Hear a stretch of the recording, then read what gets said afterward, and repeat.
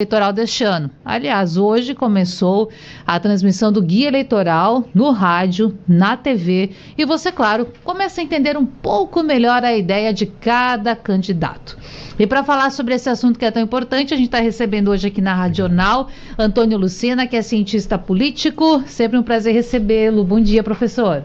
Bom dia, querida Natália. É uma satisfação estar aqui com vocês novamente. Um forte abraço a todos os ouvintes. Sempre muito bom participar com o Elcio e com o Felipe. Vamos juntos. Bom, com a gente também Felipe Ferreira Lima, advogado eleitoral e cientista político. Muito obrigada, doutor, por estar com a gente. Bom dia. Muito bom dia, Natália. Bom dia aos companheiros aqui de bancada, Antônio, Elcio e a todo ouvinte da Rádio Jornal. Muito bem. Bom, e fechando a nossa bancada, portanto, doutor Écio Costa, que é economista e chefe do LIDE Pernambuco. Obrigada por somar com a gente. Bom dia. Bom dia, Natália. Bom dia, o Felipe, o Antônio, que estão participando. E só uma correção, eu não sou chefe, eu sou economista-chefe. Mas mandem tudo igual. O chefe é Draito. Se eu falar isso aqui... Com certeza ele está ouvindo agora, ele pensou, não, vou mandar um zap. Pronto, economista. Vou mandar corrigir. Economista-chefe. É só uma letra. E sou professor de economia da UFPE. Tá? É só uma letra aí, mas que é importante. Tem um tracinho ali. Não é? Diferença. Economista-chefe do LIDE Pernambuco, portanto. Isso. Esse grupo que também ajuda a pensar o Estado e ajuda a pensar a região metropolitana e que é fundamental. Gente, eu sei que hoje é sexta-feira e nas sextas a gente costuma aqui deixar o clima um pouco mais leve, fazemos debates culturais, musicais.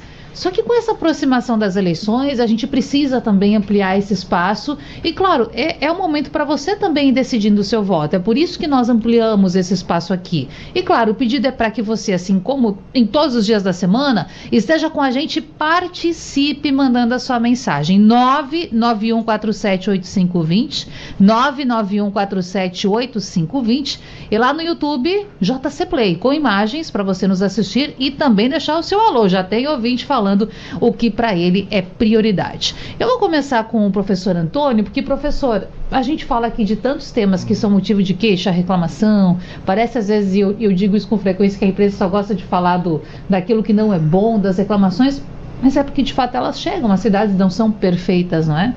E talvez nunca serão. Mas o que o senhor acha que vai ser tema central, já está sendo tema central desta campanha 2024 no Grande Recife? Natália, de forma recorrente, né, temas como habitação, transporte público, saúde, educação, eles são, digamos, perenes, né? Então é sempre importante a gente ficar atento a todos eles, como é que isso se processa.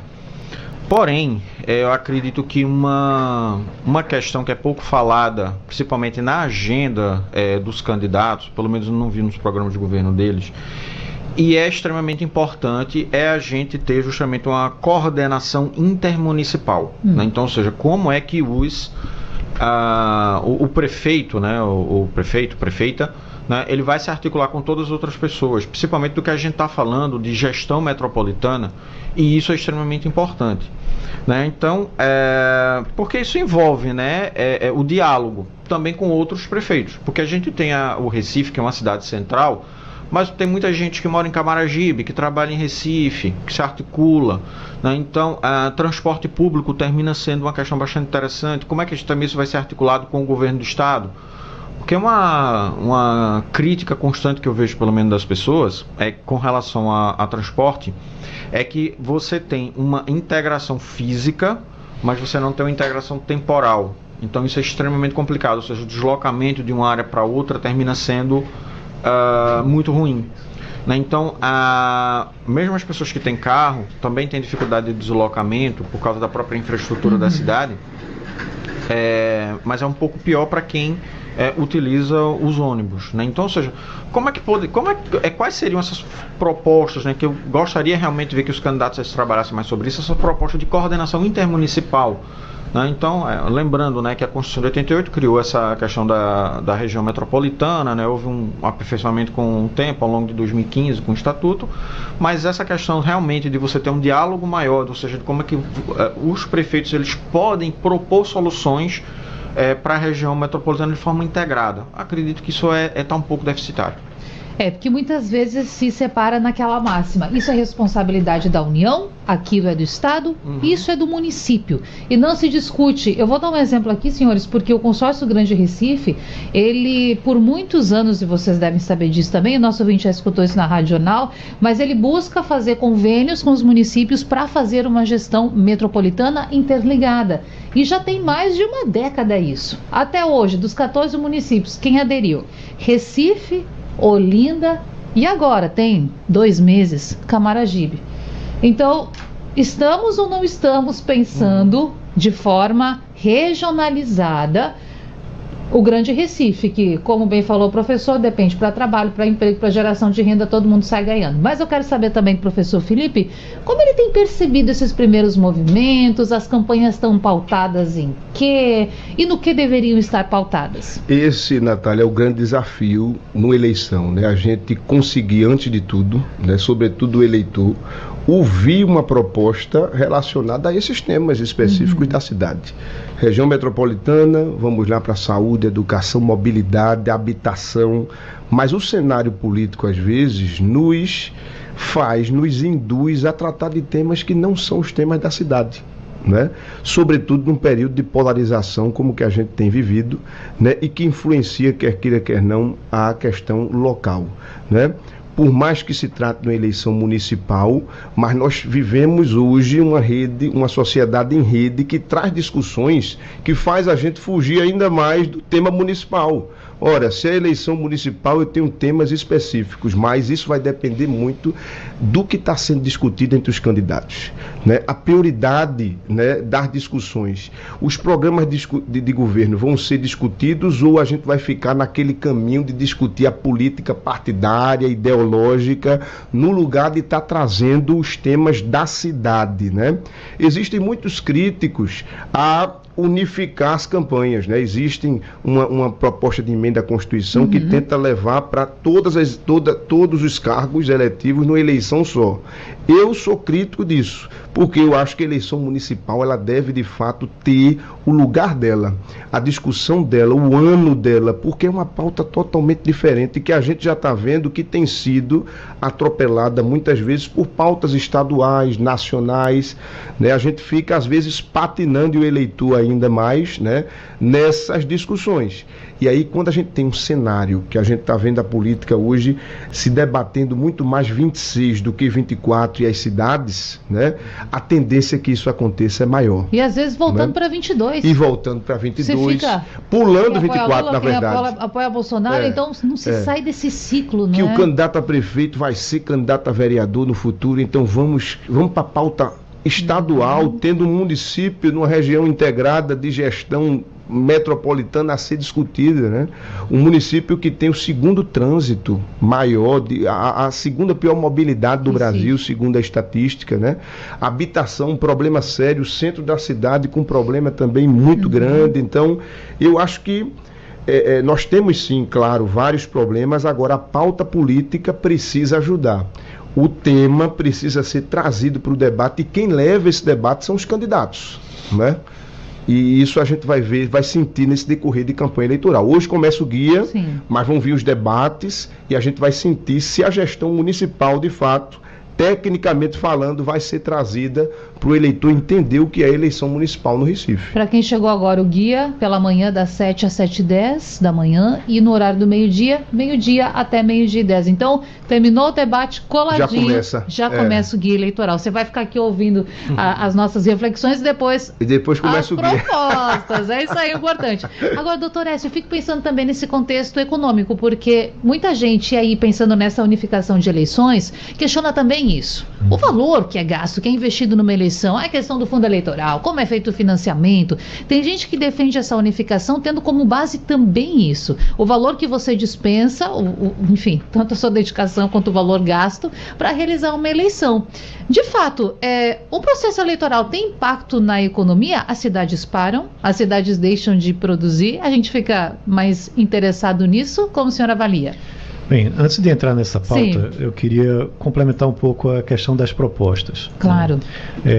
Veja, dentro do LIDE, eu presidi até pouco tempo atrás um comitê de competitividade.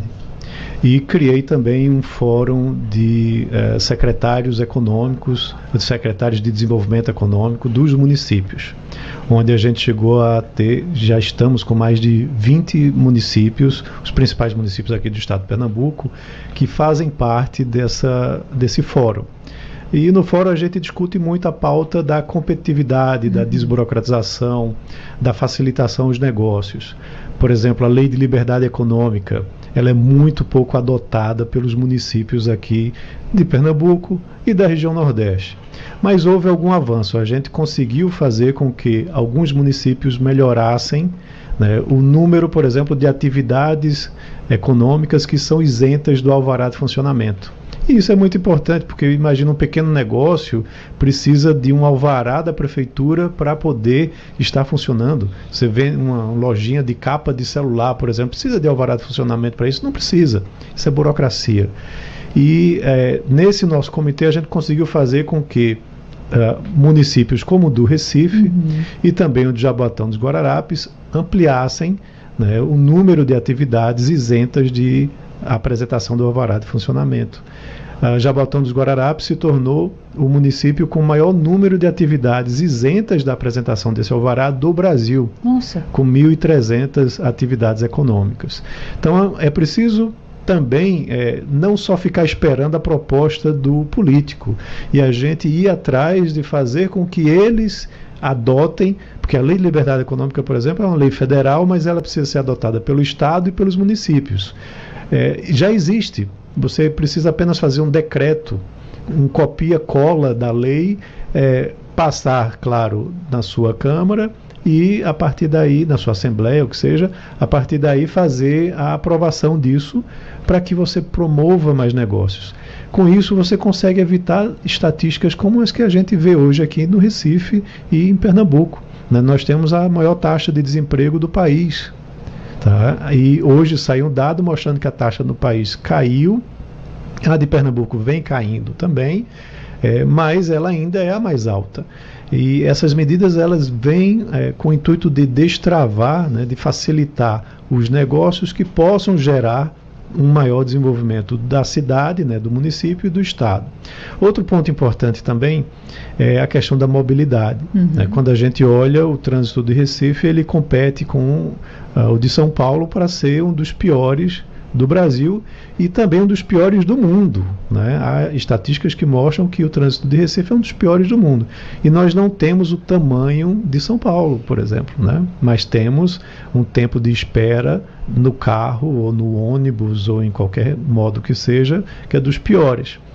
E aí é uma pauta que deve ser realmente discutida a nível de região metropolitana, porque o problema não está só no Recife, está na conexão e no escoamento, né, da população dentro dessa região metropolitana.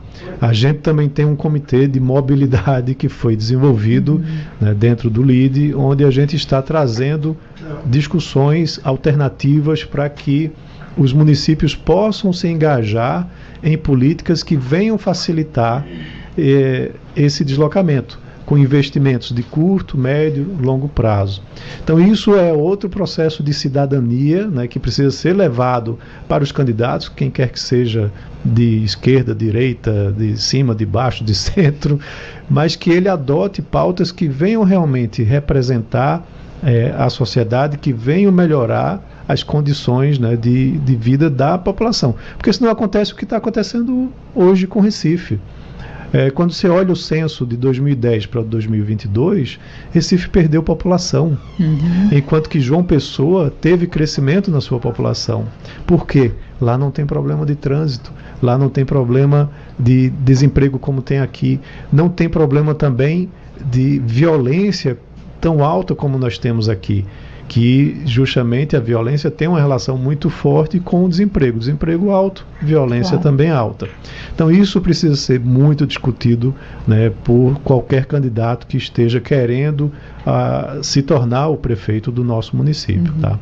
Agora, voltando à questão que você pontuou, na minha opinião, as eleições elas são um grande fator de atraso no movimento da economia. A discussão de eleição de 2 em 2 anos ou de 4 em 4 anos, eu discordo dos colegas aqui. Eu acho que a eleição deveria ser a cada 4 ou 5 anos, e eleições gerais. Você não deveria ter eleição de 2 em 2 anos, porque para o país, para o Congresso, para os municípios, porque o município para também na eleição presidencial, ele não para só na eleição municipal. E aí a gente vê vários projetos que terminam sendo postergados porque a discussão eleitoral está em pauta, né? E isso, na minha opinião, é um grande retrocesso e que precisaria de uma reforma política séria para que pudesse equacionar isso. Em termos de movimentação de economia, a eleição, ela, na minha opinião, mais traz prejuízos do que os benefícios dos gastos eleitorais, né? O orçamento, ele é um orçamento bilionário, que deveria também ser repensado, né? Você tem um setor público gastando com bandeiras em esquinas de rua, com pessoas que estão em sinais de trânsito adesivando carros, quando hoje em dia você tem as redes sociais trazendo informações, você tem as TVs trazendo informações. Hoje a maioria da população tem um smartphone, tem acesso a isso. Então a campanha de rua, ela se torna cada vez menos necessária e altamente poluidora, né? Você vê, eu vi um meme no início do semestre, do segundo semestre, que era, você conhece isso e já vem por aí, que são aquelas bases das bandeiras sendo fabricadas. Quando vê que está ali, né, paradinho, pode se preparar. Pode se preparar. Então, assim, fica algo que eu acho que precisa ser muito repensado. Claro. Eu né? acho, até talvez seja uma tendência, mas pois não sei se no futuro tão próximo. Né?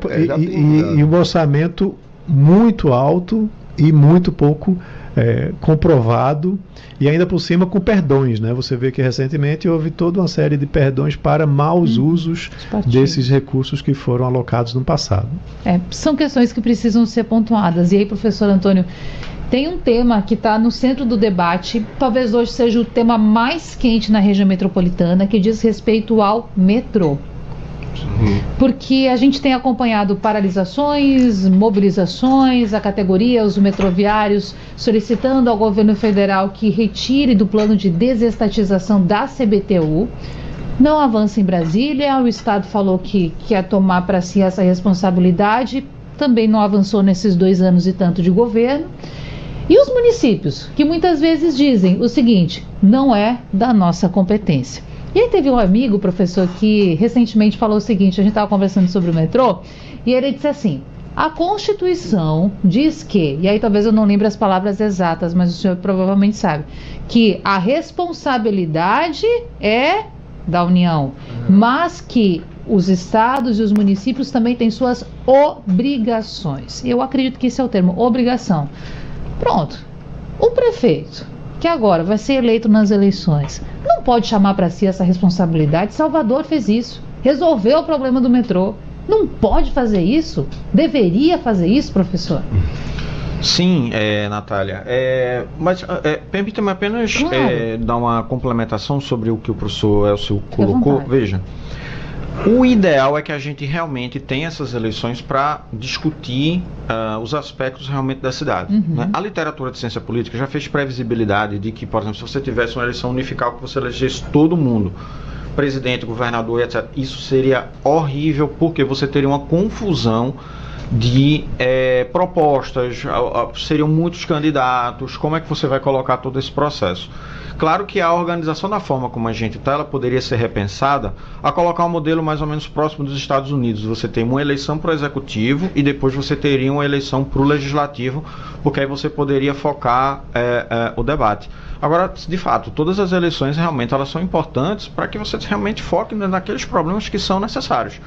Claro que fazer isso no Brasil e essas mudanças é muito complicado, porque a gente é uma federação de dimensões continentais, então é muito complicado. O que também esbarra nesse problema que você acabou de colocar, justamente na questão do metrô. Por quê? A grande questão é o seguinte, você tem possibilidades de solução política, mas a grande questão também é econômica.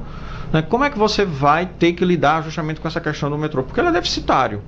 né? Como é que você vai ter condições de avançar justamente com essa proposta de que todas as localidades elas pudessem de uma certa forma ou de outra contribuir para isso. Então, como a gente tem uma Constituição que coloca competências exclusivas para a União e concorrentes, né, para a União, estados e municípios, essa questão também da mobilidade urbana ela é um pouco mais turva, né, nesse entendimento. A gente realmente tem muita dificuldade de colocar. Por quê? A gente tem questões econômicas envolvidas que podem sim ser colocadas na questão do metrô de mobilidade urbana, mas tem outras que não são tão claras assim. Explicando rapidamente para o ouvinte ele entender um pouco.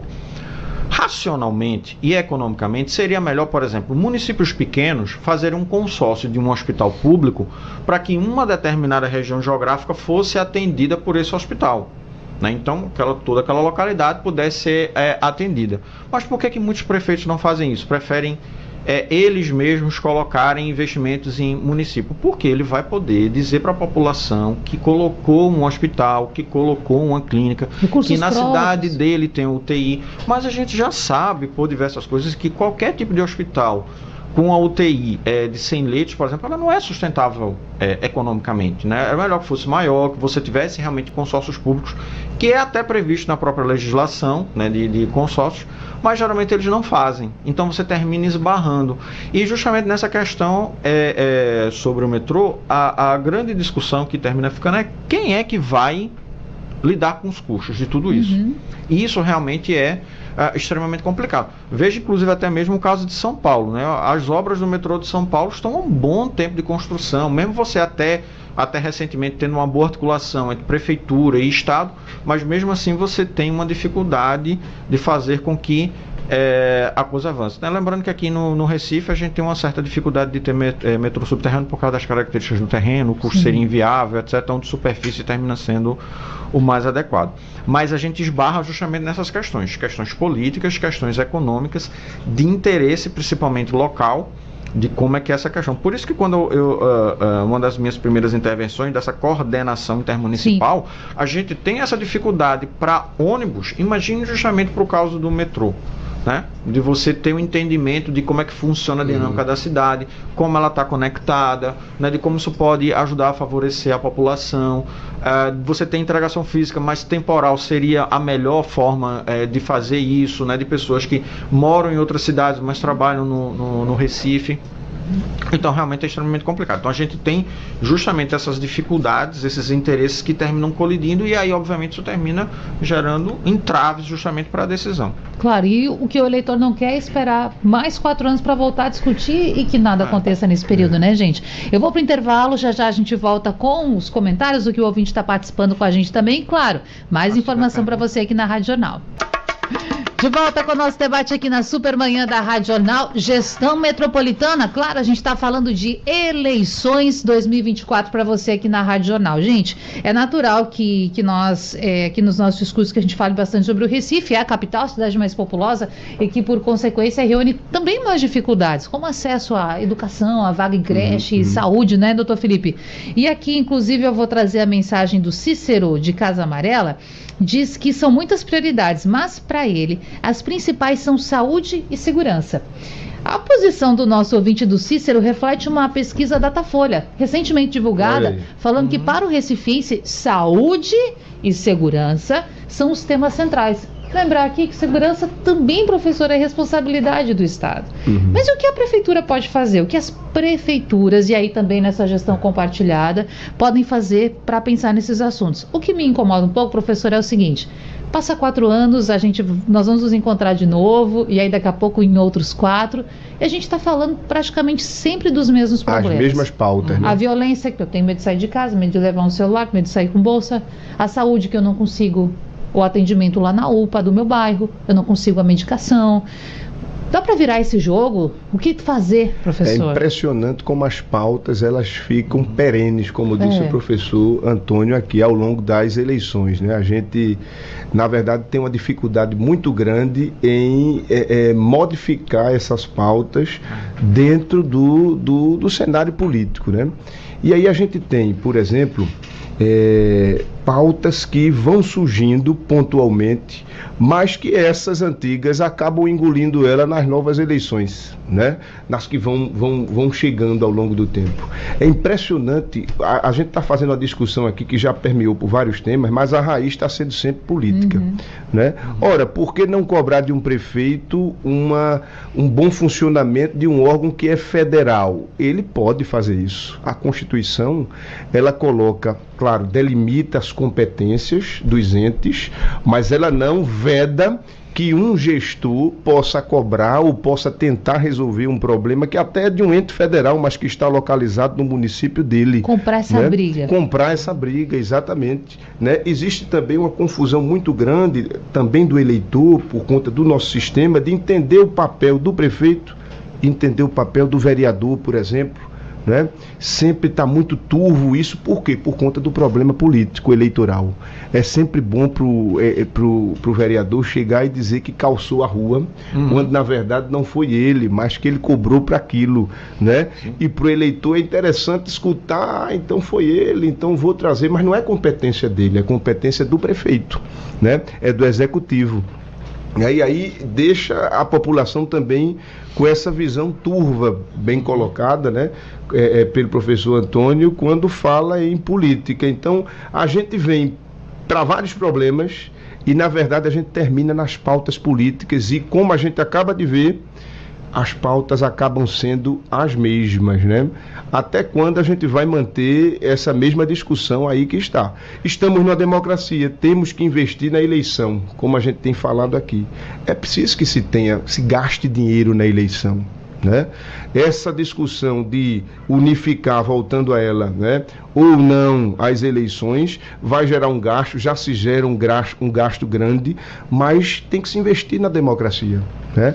Eu acho que esse modelo de propaganda, como o Aécio colocou aqui, olha, tem bandeira ainda na rua e tal, a gente já está passando por uma mudança de temas, né, de temas relacionados à propaganda. Isso com o tempo vai se dissolver, mas ao mesmo tempo a gente precisa ampliar o debate de propaganda para todos os meios, porque a internet, além de estar muito forte, né, o avanço tecnológico é muito grande e a dificuldade do direito, sobretudo, de regular também é muito grande, né? Ela acaba tendo outros perigos, como a gente tem visto aí, a inteligência artificial, a deepfake, né? As próprias fake news, a facilidade que existe, né? Então, é por esse caminho aí que a gente vai. Olha, a gente acompanhando aqui as falas, a gente fica sempre refletindo sobre isso. Professor Aécio, teve um estudo recente, um extrato que foi realizado pela CNI, que é a Confederação Nacional da Indústria. Acredito que o senhor tenha acompanhado. O relatório Panorama da Infraestrutura, edição Nordeste, que apontou o seguinte: 74% dos empresários industriais consideram as condições de infraestrutura da região como regular, ruim ou péssima. E aí alguns pontos que foram apontados como urgentes para avaliação: Arco Metropolitano, Transnordestina, duplicação da BR-232. Aí o ouvinte pensa, mas Natália, novamente você está falando de competências que não são dos municípios, certo? Mas aí quando nós estamos aqui com o doutor, que é um economista, de que forma, doutor, essas implicações, elas refletem também no desenvolvimento dos municípios? E no momento em que muitas vezes nós questionamos também qual é a relação desses governos e como essas novas gestões que serão eleitas se pretendem tratar com o governo do Estado. Será que estarão próximos? Não estarão próximos? E com a União? Como vai ser? Dá para também que esses candidatos estejam atentos a isso, professor? Então, essa é uma questão realmente política, como você está mencionando. Eu, como economista, eu tento me manter a questões econômicas. Sim. Mas aqui no nosso país, infelizmente, você termina tendo que circular também nessa área, nessa questão política. O governo do Estado, o Estado de Pernambuco, ele, desde que Eduardo Campos se tornou candidato à presidência, o Estado virou oposição, né? Ele foi oposição do governo Dilma, né, do primeiro governo dela. Quando ela se reelegeu, continuou como oposição, porque ele, quando se tornou candidato, ele era um candidato oposição à candidatura dela, né? Depois veio o impeachment e o governo PSB era oposição ao governo Temer. Depois foi oposição ao governo Bolsonaro. E agora, né, você tem aí pouco tempo de uma não oposição, né? A Raquel, ela tem uma facilidade, uma aproximação de diálogo com o governo federal, e o atual prefeito daqui do Recife também, né? Então, isso pode ajudar para você trazer recursos para projetos importantes, claro, como esses, que impactam os municípios e o estado como um todo. Então, isso é um trabalho que precisa ser desenvolvido por ambas as partes. E se eles são oposição entre si aqui dentro do estado, na hora de dialogar com o governo federal, eles precisam se unir em prol do estado e da capital, né, que concentra boa parte da população e que tem um impacto sobre todo o restante, né, dos municípios da região metropolitana e do restante do estado. Então, essa é a única lógica que eu vejo, né? Você, se for comparar, por exemplo, com o Ceará, existe oposição interna, né? Eles discutem entre si, mas quando vão dialogar para fora, né, para os empresários que vão para lá, para o governo federal, não vejo essa discordância acontecendo. Pelo contrário, eu vejo um trabalho mais unificado para atração de investimentos. E isso precisa acontecer aqui também, né? A gente vive aí um processo que não é desse governo, nem do prefeito João Campos, nem da governadora Raquel Lira. É algo que vem sendo construído negativamente, né, ao longo dos anos, de perda de protagonismo do estado de Pernambuco, né, em relação aos nossos principais concorrentes aqui do Nordeste, Ceará e Bahia. Enquanto que os outros, eles têm conseguido trabalhar melhor essa promoção do desenvolvimento. Então, isso é algo que precisa ser realmente articulado, bem trabalhado. Precisa existir o diálogo entre oposição. Eu mencionei no início da minha fala do debate que eu criei esse fórum de competitividade, onde tem 20 secretários de desenvolvimento e prefeitos também participam, e muitos deles são de partidos opostos, né, que exercem oposição e dialogam. Eles sentam à mesa e discutem formas de trazer melhorias para os seus próprios municípios. Há um aprendizado muito forte nesse momento, e ele termina trazendo políticas públicas, né, que possam melhorar a realidade daqueles municípios e do estado como um todo. Então, isso precisa ser muito pensado. Vamos brigar até o segundo turno, ou se caso não tenha o primeiro turno, mas a partir daí vira a página e vamos ver como que você consegue trazer melhorias para a educação, para a saúde, para a segurança, para a facilitação de negócios, que termina impactando em todos esses outros, né? O problema de segurança, ele é muito forte, né, aqui no nosso estado. É algo que tem que ser pensado a nível de estado, mas também de município, né, onde medidas talvez mais duras devam ser trabalhadas. Porém, aí você tem novamente a questão política por trás, onde o viés atrapalha às vezes para que você você tenha uma política mais rígida com relação à questão de segurança. A nível municipal, por exemplo, a guarda municipal armada ou não armada, essa é uma questão política, né, onde você tem vieses que terminam definindo se ela vai ser armada ou não. E isso precisa ser repensado. Se você tem um nível de insegurança tão alto como o que nós temos, você precisa ter um efetivo realmente, né, de policiamento que coíba ou que melhore essas estatísticas, né? E aí isso tudo precisa ser feito em colaboração dos municípios com o Estado.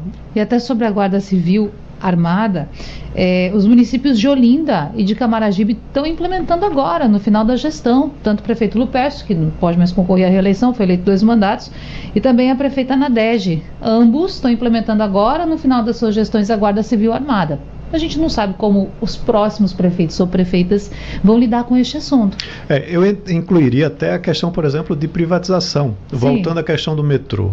O metrô, ele é federal, né? Então o projeto é de estadualização dele para uma posterior privatização. Se você olha, por exemplo, São Paulo, o metrô de São Paulo, ele tem linhas que são privatizadas e tem linhas que são do setor público ainda, são estatais. E aí você vê um nível de eficiência muito maior no setor privado do que no setor público. A parte de rodovias, muitas rodovias são concessionadas e há uma discussão importante sobre isso. Pernambuco poderia avançar mais nesse quesito. Se você for olhar na Bahia, por exemplo, você tem muitas rodovias que são pedagiadas por lá. Tem um projeto que ainda já se discutiu muito e parece que agora vai ser executado, que é da ponte, né, entre Salvador e Itaparica, que é um investimento de mais de 5 bilhões de reais, que o setor público não teria esses recursos para fazer. Você tem que fazer o trajeto de barco, né? Não tem outra forma de acessar. Ou de ferryboat, né? Sim. Ou então você tem que fazer todo um contorno que leva muito mais tempo. Eu já fiz os dois, inclusive. E a ponte, ela vai trazer desenvolvimento econômico para todo aquele litoral, né, que vai se conectar rapidamente a Salvador, e vai ser um investimento chinês, né, numa concessão pública ao setor privado, pedagiado, tá? Você pode ter políticas sociais, inclusive, onde você pode cobrar mais de determinado público, pode isentar outras camadas sociais que não têm recursos para estar pagando. Isso tudo pode ser repensado. A gente precisa desenvolver mais essa política de aproximação do público com o privado e cobrar isso dos nossos políticos. Os municípios, eles não têm recursos. Os estados, eles também não têm recursos. E não é o ideal que eles se endividem também para fazer investimentos em infraestrutura. Os investimentos são altíssimos. Na pesquisa que você mencionou, sim, da CNI, é o grande problema da região Nordeste para a atração de investimentos. Então, para acelerar esses processos, você precisa trazer a iniciativa privada para que ela possa fazer os investimentos e você tenha um maior desenvolvimento econômico. Novamente, envolve tanto o município como o Estado e o governo federal também, através, por exemplo, do BNDES, que é o grande banco que faz os estudos, né, de concessões e privatizações. Agora, por exemplo, em Sergipe, a empresa de saneamento de lá vai ser concedida para a iniciativa privada. Vai ser o grande leilão, né, de concessão de saneamento desse ano, vai acontecer em Sergipe. Estamos falando de Sergipe, né? Aqui também há um trabalho para que isso aconteça, mas por parte da Compesa, mas é de parte tempo do serviço ofertado. Mas porque senão não tem viabilidade também. E é melhor você ter uma parte com um crescimento, com um investimento, do que ir num ritmo muito lento. Quanto que a gente tem hoje de saneamento básico, de tratamento de água aqui no Nordeste como um todo? São os piores índices do Brasil. Então, precisa acelerar esse processo para que a gente tenha uma melhora nas condições de vida da população, e que você tenha mais empregabilidade, mais infraestrutura, todo esse arcabouço que eu estava mencionando. E tem meta para cumprir, né? A universalização do saneamento também, que bate a porta sempre. Além dessa responsabilidade na legislação, a responsabilidade também moral e social, né, gente? Vamos para mais um intervalo e voltamos já. Voltamos com o nosso debate nesta sexta-feira, 30 de agosto, Gestão Metropolitana. E eu já vou aproveitando aqui, senhores, peço licença para convidar o nosso ouvinte, porque a partir de segunda-feira, 2 até 11 de setembro, nós vamos ter sabatinas neste horário das 11 ao meio-dia, com todos os candidatos à Prefeitura do Recife. Na segunda, começamos com o João Campos, PSB, que é candidato à reeleição. Dito isso, hoje tem guia, a gente está correndo, mas dá tempo para falar um pouquinho ainda. Professor Antônio Lucena, o senhor queria comentar a respeito de algumas questões que foram pontuadas no bloco anterior, não é? Isso, exatamente. Foi a pergunta do Cícero, né? Só me engano, né, Natália? Que ele mostrou, né, que realmente é uma das grandes preocupações dos recifenses a educação e segurança pública. De fato, como a gente coloca, são temas que são perenes, né? Educação principalmente, mas explicando um pouquinho a questão da segurança pública, veja, a gente sabe que pela Constituição de 88, segurança, né, é algo realmente focado mais no Estado, né, na administração estadual.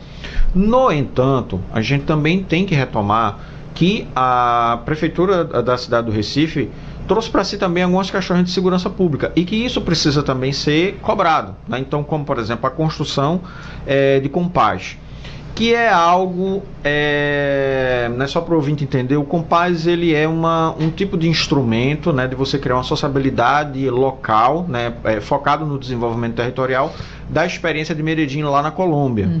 Né? Então, ou seja, isso também é extremamente importante. Então a gente não pode também deixar de cobrar não só da administração municipal e estadual, que elas consigam também fazer essas interações, principalmente no campo da segurança pública, ou seja, onde é que você está tendo problemas. E, historicamente, o Brasil tem uma dificuldade de estabelecimento de uma política nacional de segurança pública, que ela seja efetivamente implementada. Recentemente houve toda essa cerimônia, né, envolvendo o Ministério da Justiça, de uma emenda constitucional, que a União vai ter mais, obviamente, obrigações em termos de segurança pública, de apoio principalmente financeiro, que realmente é um grande gargalo. Mas lembre-se que os estudos atuais sobre segurança pública focam muito nessa questão de você identificar quais são as realidades locais, porque identificar as realidades locais, ela pode ser realmente algo extremamente importante para a melhoria da segurança pública. Então a gente tem um caso de Medellín, com o estabelecimento desses centros de convivência, que é justamente o caso do Compaz. Sim. Mas lembrando que inclusive foi muito citado também pelo secretário Murilo Cavalcante, mas também cabe destacar que o sucesso em Medellín não se deu apenas por causa desse centro. Eles adotaram também um pouco do foco de tolerância zero de Nova York na época do Rudy Giuliani, de implementação, né? Então, ou seja, você pode identificar quais são alguns gargalos, alguns problemas locais e você trabalhar exatamente em torno disso. O Edson mencionou a questão do desemprego. Então, se na região há um desemprego muito grande entre os jovens, por que não você fortalecer programas tipo Jovem Aprendiz? Né? Então, ou seja, você trazer mais jovens, né, para o mercado de trabalho, para que você tenha exatamente esse afastamento com a questão das drogas. E isso vai desde políticas que trabalham de iluminação pública de algumas localidades, até realmente você passar a pensar, a ter articulação melhor com o governo do estado, sobre policiamento, como você trabalhar melhor todas essas questões, como é que, por exemplo, em todas essas relações que podem ser, ser feitas para você enfrentar esse desafio que é da segurança pública. Então, dá para fazer sim, né? Tem essa discussão sobre a guarda municipal, se ela vai ser armada, se ela não vai ser armada, né? Que ela pode atuar, lembrando que a função dela é muito mais patrimonial, mas você pode ter, digamos, um auxílio, né, a todos esses movimentos, né, de melhoria da segurança pública. Então esse é o caminho. É você fortalecer parcerias, né, dos diversos entes federativos e cobrar, que a população fique atenta e cobre também para que isso possa ser implementado. Certeza. Bom, eu já vou agradecendo o senhor, professor Antônio Lucena, cientista político, prazer sempre recebê-lo. Acredito que nos encontramos até o primeiro turno das eleições, viu? Se não, bom voto, uma boa eleição para o senhor. Obrigada. Obrigado a você, Natália. É uma satisfação estar aqui com o Felipe, com o Elcio, e envio um forte abraço a todos os ouvintes. Abraço. Vou agradecer também Felipe Ferreira Lima, advogado eleitoral e cientista político. E claro, o voto é obrigatório, né, professor? Mas a gente também precisa incentivar isso às pessoas. Sim. Tantas questões a gente pontuou aqui, mas faça a sua parte também com um voto consciente, um voto que não se importa com os benefícios que pode receber por ele. Então, esteja presente também nesse processo, né, professor? É verdade, é o dever da cidadania, né, Natália? Então, temos que fazer nossa parte e não esperar apenas a movimentação política, né? Afinal de contas, quando o eleitor se mexe, muda-se o cenário político, né? Até porque quem está lá aguardando o voto também está olhando a movimentação da população. É importante isso. Eu que agradeço e até a próxima. Até. Agradecer também a Écio Costa, economista, chefe do LIDE Pernambuco, professor universitário. Obrigada, viu, por estar com a gente. Até mais. Sim, um prazer novamente estar participando aqui. E eu queria deixar um recado, né, que a eleição não está ganha, né? Então, as pesquisas podem indicar alguma coisa, mas é importante que você vá lá e faça realmente o comparecimento com o seu voto, porque a gente já viu no passado, alguns resultados podem ser diferentes do que as pesquisas apontam. Então, esse é um ponto importante que a gente precisa exercer essa cidadania e, após o resultado da eleição, também cobrar do político que foi eleito, né, que ele atenda, né, aquelas propostas que foram apresentadas, né, quando são apresentadas. Né? Claro, nesse sentido até reforçar com o nosso ouvinte a disponibilização dos planos de governo. É claro que a gente faz sabatina, faz debates, a imprensa tem seu papel fundamental também como veículos de credibilidade, divulgando inclusive resultados de pesquisa. Mas você pode, entra lá, divulga a Cande, procura na rede social, saiba melhor quais são as propostas para você poder cobrar também depois, né, professor? E o problema é que muitas vezes o plano de governo ele é cumprido somente para atender o TSE ou o TRE e depois se esquecem completamente, né? Então a população tem acesso a isso, é um documento público e precisa analisar realmente essa proposta que eu quero para o meu município, para o meu estado, para o meu país. A partir daí você toma também a decisão do seu voto. É importante demais. Gente, quero agradecer a todos. Bom restinho de sexta-feira, um bom fim de semana. Lembrar que nós nos encontramos de novo amanhã aqui na Rádio Jornal, mas a sabatina na segunda-feira próxima. Começamos, portanto, aqui no dia 2 de setembro, a partir das 11 da manhã. Espero você na companhia de Igor Maciel. Até mais!